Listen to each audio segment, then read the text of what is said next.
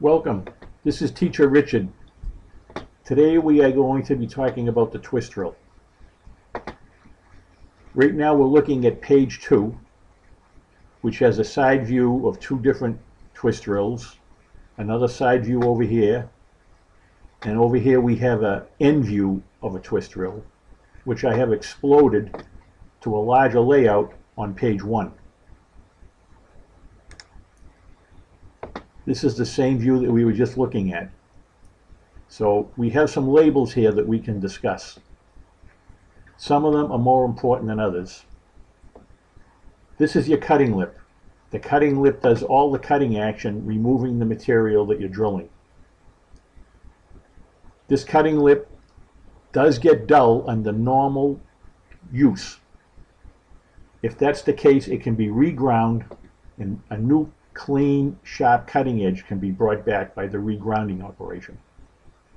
If the drill is abused too much, meaning running it without cutting oil or some other lubricant, then it could damage the cutting lip and the rest of the drill to the point where it's not used anymore.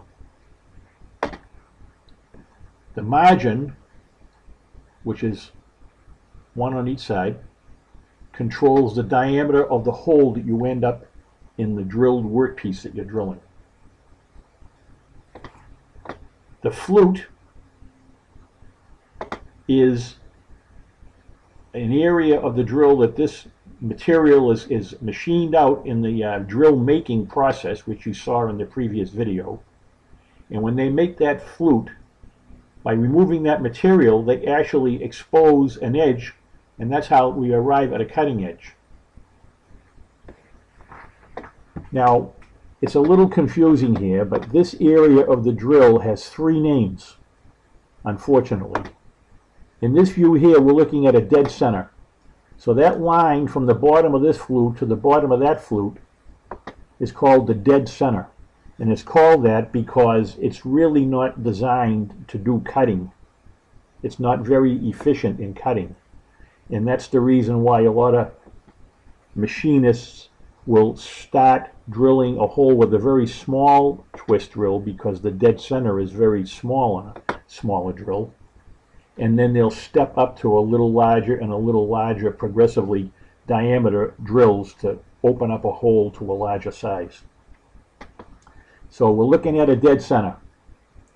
Now the distance or the length of that dead center from the bottom of the flute on one side to the bottom of the flute on the other side, that has a name, and that's called a web, which we'll see on the next page. So the web is the length of the dead center, from the bottom of one flute to the bottom of the opposing flute.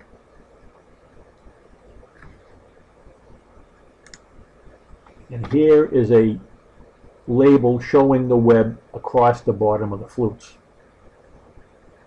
Now, an important thing to know for machinists, especially about the web, is that the web gets wider and wider as the drill gets shorter.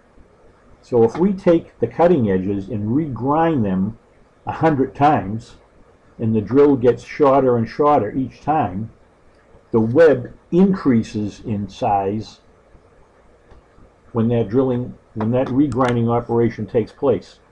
And these hidden lines right here are trying to show that. That's the bottom of the flute.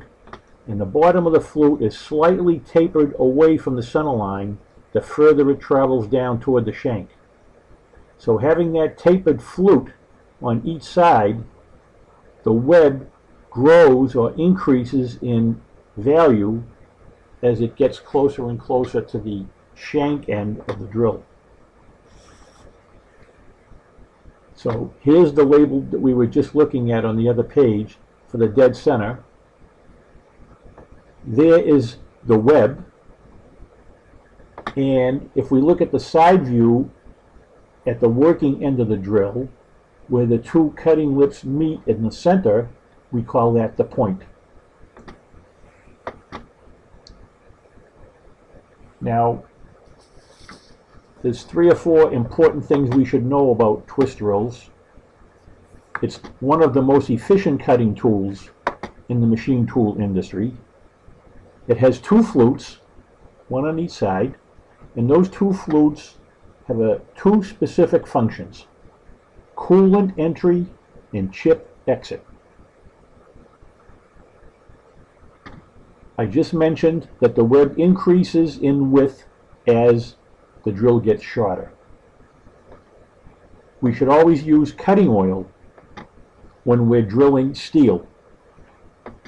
That way there we minimize the wear on the cutting edge and the margin, and the drill will last a lot longer. And again, the margin controls the diameter of the hole that you end up in your workpiece. Some drills have straight shanks, like this is shown here. Some drills have tapered shanks. And that is about it for today. Thanks for watching. We'll see you next time.